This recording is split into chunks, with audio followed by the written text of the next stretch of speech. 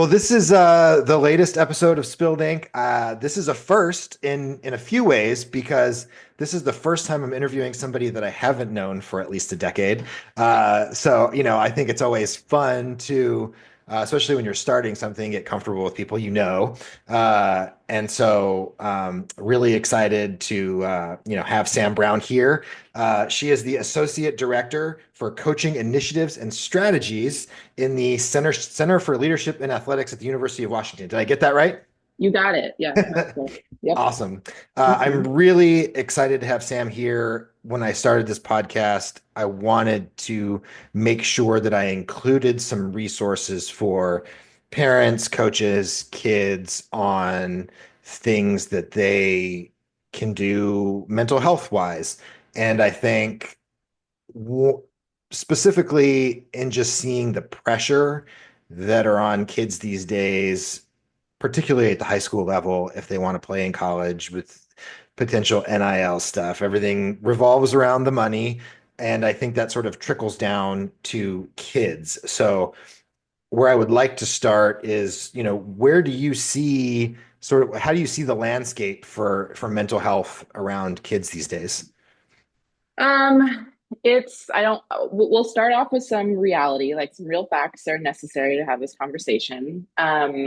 The reality is right now that young people, adolescents, so we're talking like middle elementary all the way through high school and a little bit beyond, are in a really real mental health crisis. Like it's an epidemic.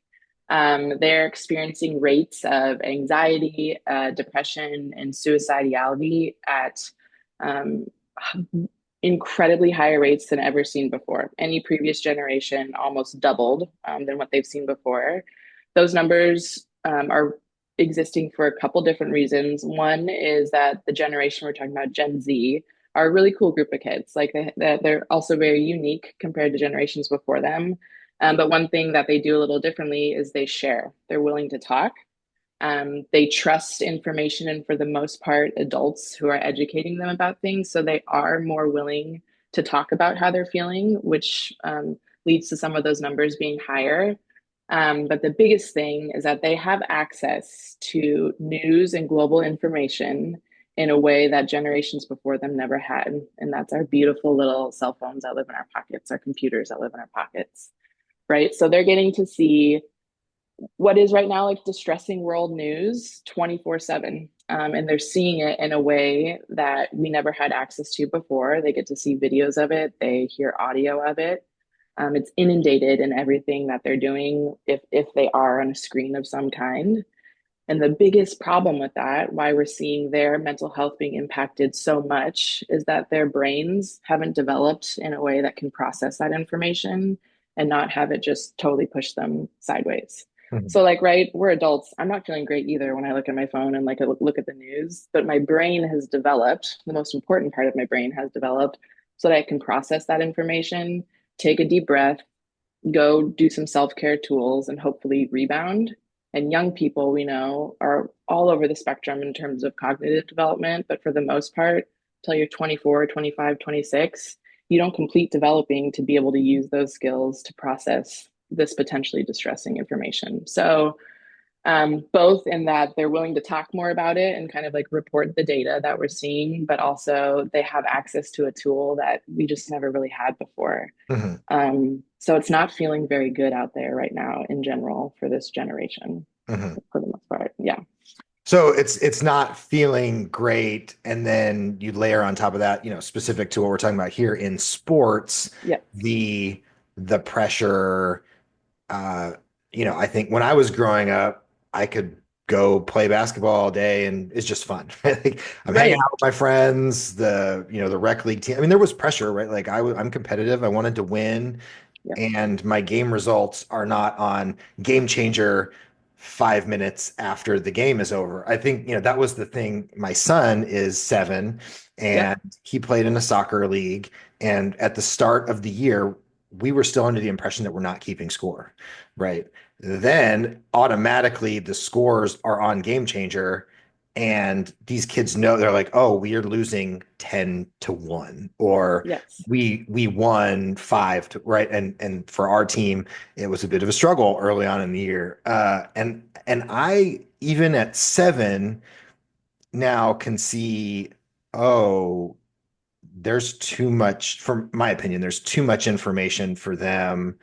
And it requires more from a parent or a coach to help them through that. 100%. And parent, coach, whoever it is, it's a trusted adult. The like number one protective factor for young people in this generation to fight or work against mental health issues or disorders is a trusted, supportive relationship with an adult. And what's beautiful about sport is that can be a coach. A coach has like such a unique role and has the potential to have such the opportunity is like how we like to frame it in the office. They get to see them on a regular basis. They get to see them when their emotions are really, really high and really, really low. So they have a good baseline of how they're acting when they're feeling good.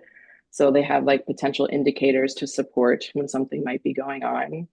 It's a space where young people are working with adults for a common goal, which we don't see really like in school settings necessarily, or maybe even at home. And that Mhm. creates this like different motivation, this like hook.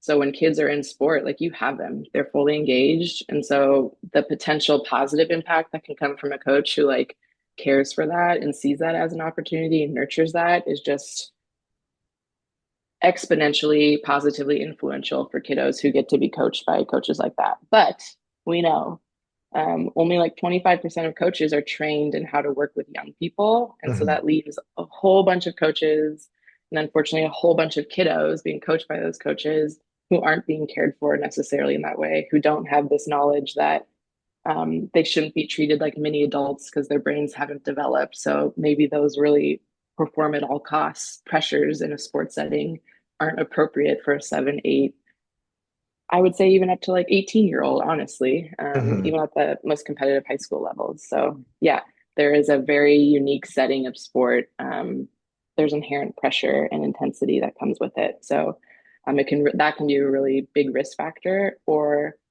a positive factor depending on how a kiddo is shepherded through that experience. Mhm.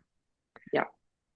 How, and this is, I think, probably an impossible question holistically, as a culture, how are we supposed to help kids get through this? Like, would you speak generally to kids or like youth athletes? Which way do you want to go with that? Or both? I guess probably more along the lines of the age where, like probably slightly older than where it starts to get into, travel ball or Yeah. AAU and above. Yep. I mean, you're right. There is no answer. There's value sets that we can really start pumping and promoting to those maybe who don't hold those values already. But that's sort of shifting sport culture as we know it in the United States, at least, Mhm. right? So it's sort of like trying to remove the win at all costs mentality, especially at a certain age. Even in a pay to play environment. Like yes, there's accountability, there's competition. Kids like to win, but that is not the number one reason they participate in sports. The Mhm. number one reason young people participate in sports is because it's fun and they like to socialize with their friends. Winning is like number 8 on the list. I can't remember where it's ranked. So from an adult perspective, trying to shift that goal of only winning to like actually developing a whole kiddo because you have the opportunity to do that. Mhm. So that's one way. It's kind of like trying to shift value sets, but that's trying to shift a whole culture that has been pretty rooted, especially in our country for a long time. Um, I think it's also, talking to parents and like educating both families and the young athletes about the reality of going on beyond high school and playing competitive sports. Mhm. We know the jump from high school to D1 is like 1 to 3%, and 3% being at like the higher range. Mhm. And playing collegiately at all, D2, D3 included, is only 7%. So, like, you're looking at 100 kids, that's 7 kiddos that are going to do that. Hmm. So sort of having these conversations with young people and families of like, yes, strive to be the best, like work hard, perform however much you can. But let's talk about what else life looks like after high school, you know? Let's talk about like being active and participating in sports, but not having to be the best of the best of the best of the best. Hmm. But again, that's a really big shift in how we're talking about it and looking at it. So it, there's no good answer is my answer. Yeah. Yeah, I think that's the tough thing as someone who has gotten more into coaching the past few years. Mhm. And as a sports journalist for a long time, I know the impact that parents have in all of this, from being mad at coaches for not, I mean, everything in our society, it's all about winning. Like Yes. win at all costs. And even for 7-year-olds, it just it's baffling to me. I thought, and I'm sure that I'm very imperfect because I'm haven't been coaching a long time, but I really just wanted them to have fun and be with each other. And I'm on the sidelines, and I'm like, "What, guys? Why are we yelling? Why are we mad at our kids for not attacking the?" And I get it. There's some, you want them to be good. They're your kids. You want that for them, and it's bad. It just It it's is. yeah. Well, and sport is this unique context and like unique setting where we let people get away with things in terms of how they interact with young people, like talking about yelling or putting this insane amount of pressure on somebody who hasn't even hit puberty yet, right? Like Hmm. hasn't even reached their potential physically or mentally or emotionally. And we allow for those things in sports settings that would never fly, like in a classroom, for example. Like Hmm. the coach that's like beloved by their athletes who has a temper and might like flip a bench when he's really upset about something, right? Hmm. If you heard of it, your teacher in your 7-year-old's classroom flipping a chair because somebody didn't get an addition problem correct, like what would the reaction be, right? Like there'd Hmm. be uproar, hopefully. Um, but that's just not how the culture of sport is in our country, at least right now, even in youth sports, even in that age range that you're talking about. So Hmm. yeah, yeah. Is it so in your work, is the goal to educate the coach, bring up a new generation of coaches that knows how to navigate this space? And so, since you can't control the parents, right? Like we're not going to be able to change all parents, Totally. and that's a kind of a systemic thing that has to happen over time. Is that where we need, is that where this starts? Yeah, it's I mean, that's what we believe in the centers. It starts with like the leaders in these sports spaces. So coaches are a great place to hit because they're the ones working most directly with young people. But even above that, who's hiring the coaches, right? Mhm. Who is setting policy to mandate or not regulate specific coach education, or guidelines or like policies within coaching? Where is funding coming from to provide certain education if it's required? Where's funding coming from to give incentive to coaches to want to be educated versus just having it as a volunteer role and just needing a body to coach a team kind of thing? Mhm. So there's a lot of different angles and avenues that we're trying to like approach it at. Mhm. But right now, we've been in the last year, our biggest push has been at the coach education, because it's our easiest access point, and we know that's who's in front of the young people. So Mhm. that's where we're going. But we have a few tinkerings and some policy, hopefully getting some, thoughts of required coaching coming in. But also maybe even shifting like how people get into coaching.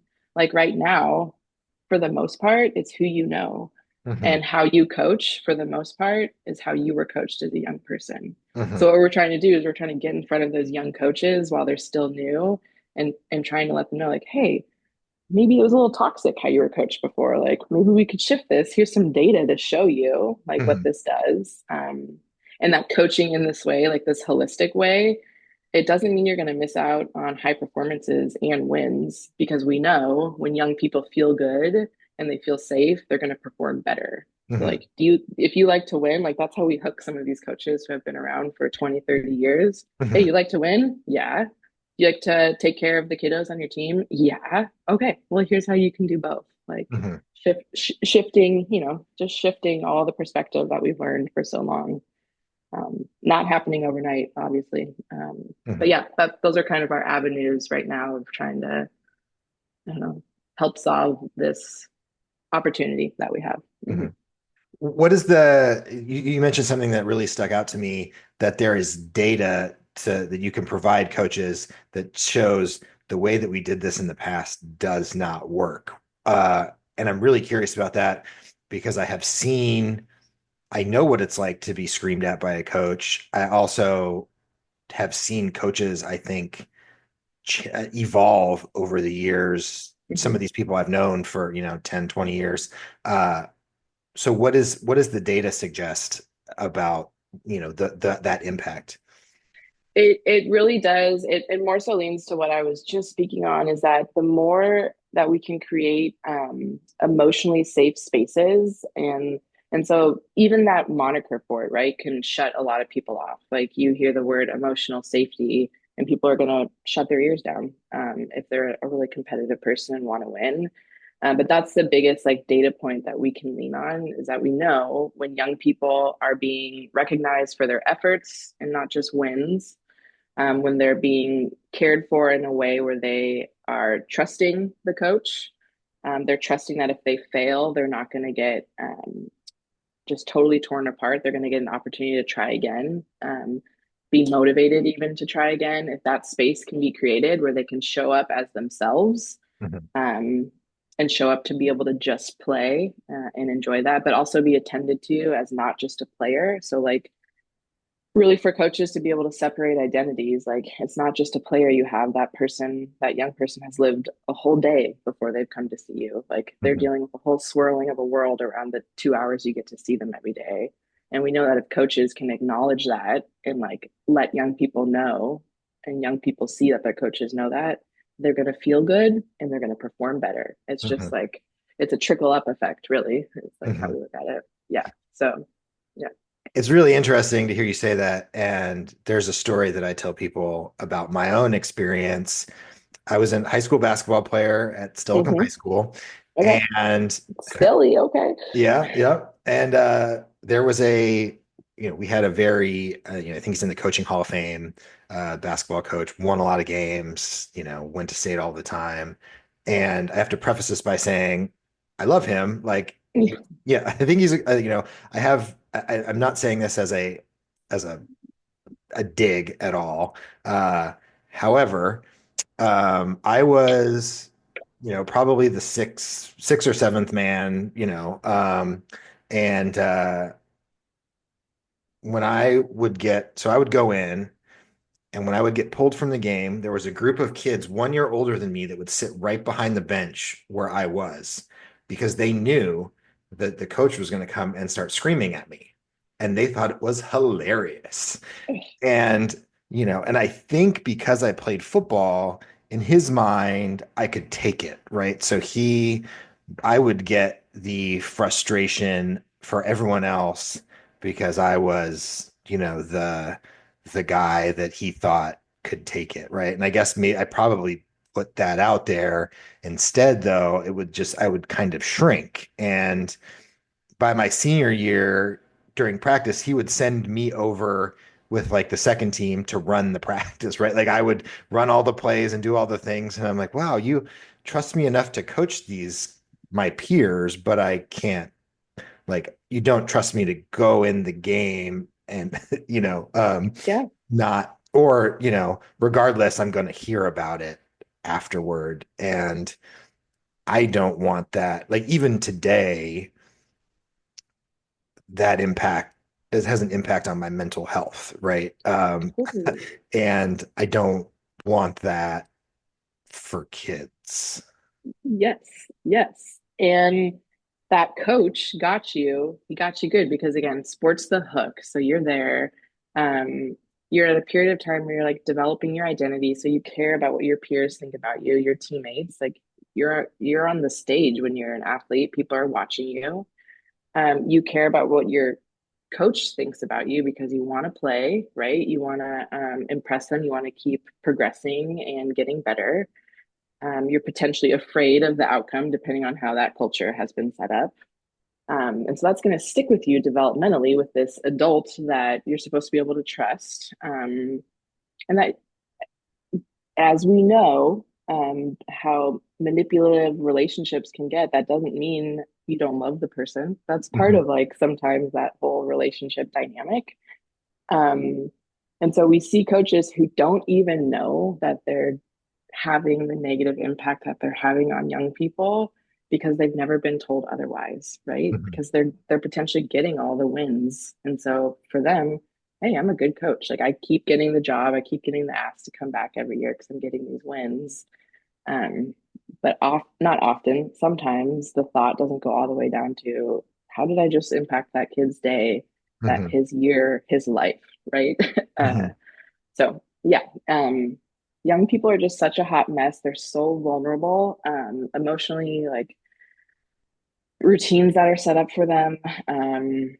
I hear that this coach, the coach you're talking about, did a little bit of a good thing, but maybe to a fault. Like we really encourage coaches to give athletes autonomy so that they have like some choice in how practices are being run. Like they have responsibilities that are given to them, but Mhm. that has to be done at a developmentally appropriate amount and like level. Mhm. So maybe at 17, when you're being told like you're the one that's going to take the brunt of this for the team because I know you can, and go coach this JV team or like this like second set of folks, and maybe you'll get the playing time you want. Like maybe that wasn't developmentally appropriate at Mhm. the time, but probably wasn't intentional of the coach, you know. Mhm. So there are tools that coaches can use to a fault, but can also be really impactful if they know how to use them appropriately. So Mhm. yeah. Yeah, Mhm. I mean, I think that would have actually made all the difference, right? Like if he had come up to me and said, "Hey, I believe that you can take this, and I'm really frustrated at these guys, and so I trust your maturity that I'm going to do this." I'm like, "All right, like bring it on." And there were other Yeah, moments, I remember, we used to have to bus to all kinds of crazy places, Chimacum and Port Townsend, and we were super all, far away. yeah. Yeah. And I would have my like book light and be reading. Everybody else would be either asleep or messing around, and Hmm. come up to me like, "Hey, I'm really like, I know we have an early day at school tomorrow. I appreciate you doing what you're doing." And, even in class, he was a history teacher, super hard. Okay. I would fall asleep occasionally in class, and he'd come up to me like, "Hey, like I know that last night was a long night. I can't let you do this because I can't let anybody else do this." Yeah. And those, so I'm like, "Well, why are you being so kind to me here?" And like this, and then having this happen over here.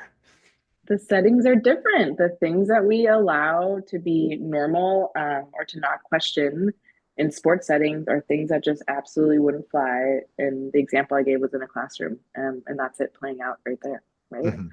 Um, Roles shift when you're in a sports setting, identity shift, and what we're willing to, I guess, like take if you're looking at it from the lens of a young person is different in the sports setting because are those other pressures at play. You want to perform. You don't want to let your teammates down. You don't want to let your coach down. You don't want to let your family down if they're potentially paying, right, like thousands of dollars a year in a pay to play kind of club. You're chasing that scholarship. So you're going to take whatever coach gives it you because you have this dream of going D1, right? Mhm. So there's all these, yeah, just I wouldn't even say delusions because a lot of them are really real for young people.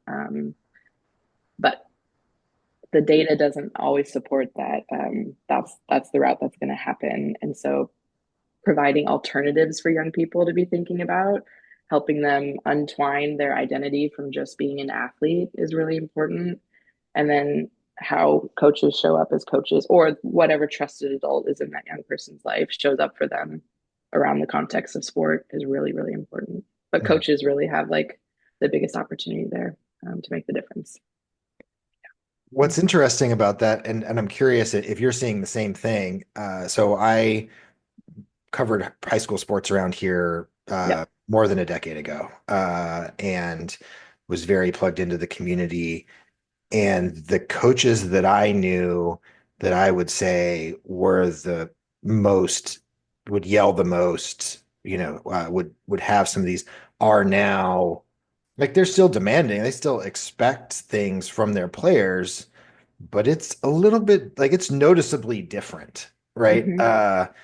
And I'm curious if, like if that's something that they're hearing that they need to be doing, and then that they've evolved, or if that's just sort of, maybe by osmosis as things have changed. What are you seeing with some of these guys who have been coaching for, 10, 15, 20 years and maybe being open to rethinking their strategy?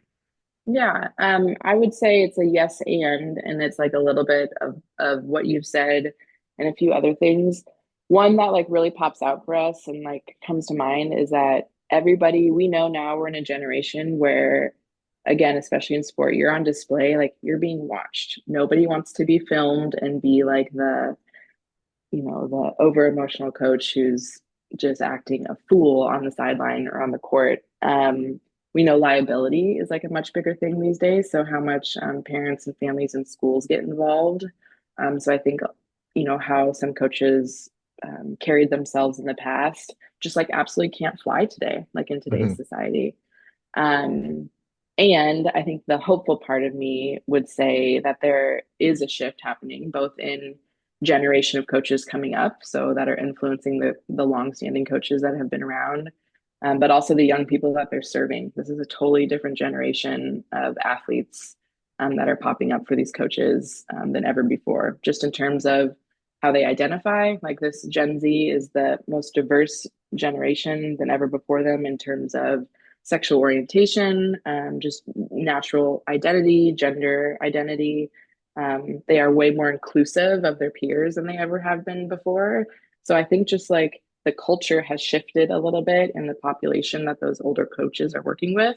And Mhm. if they want to stick around and keep succeeding and keep getting those W's, the good ones have learned that they've had to evolve too, and like how they Mhm. work with their young people. Yeah.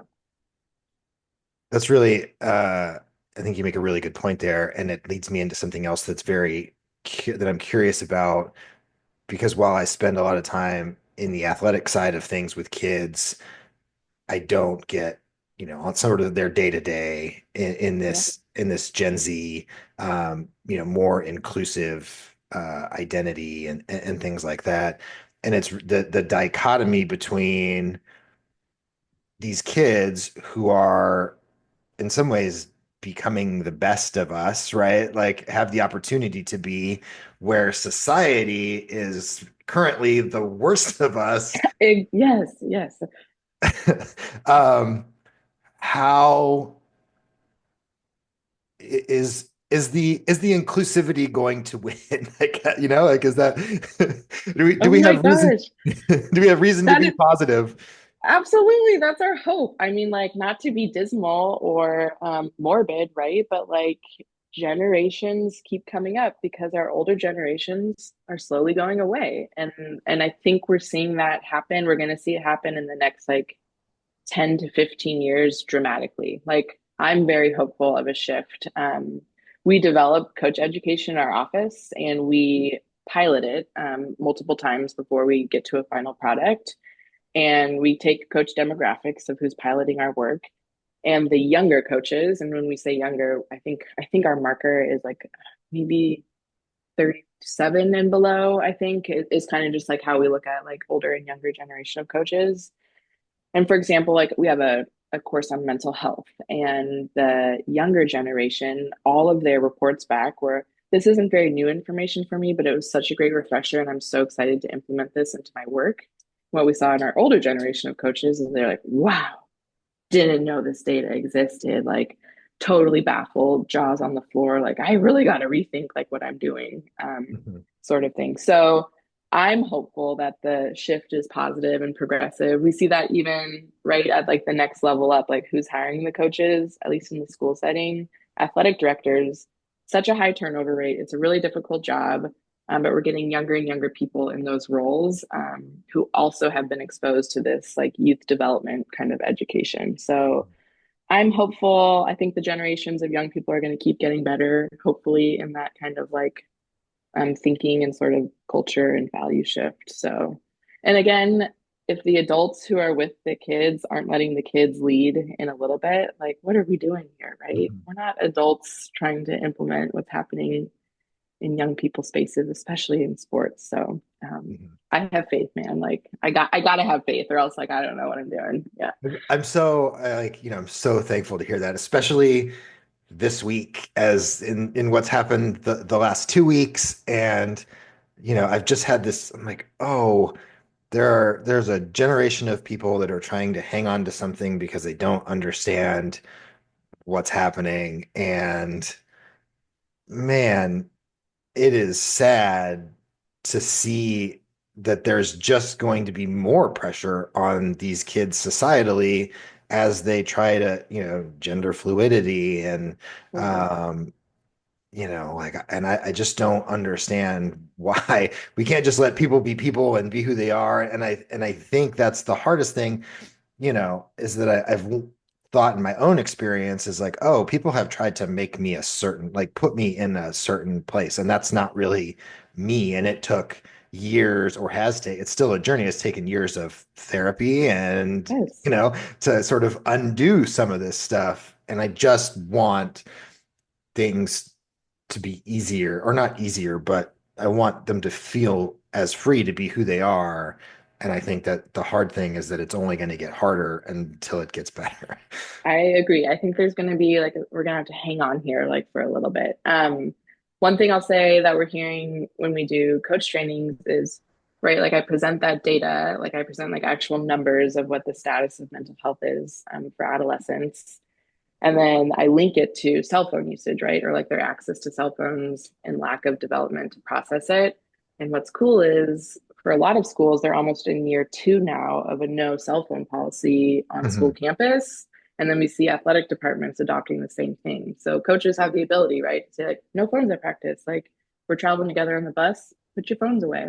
And the coaches and teams and departments that have done that have said, in the best way possible, the level of volume that has increased on like buses for traveling and at practice, just Mhm. kids talking to each other instead of, looking down at their phone has just exponentially like skyrocketed in the best way. So like there are things happening slowly. And I think it's really gonna like help turn the tide of stuff. Mhm. Again, I hope. I can only hope.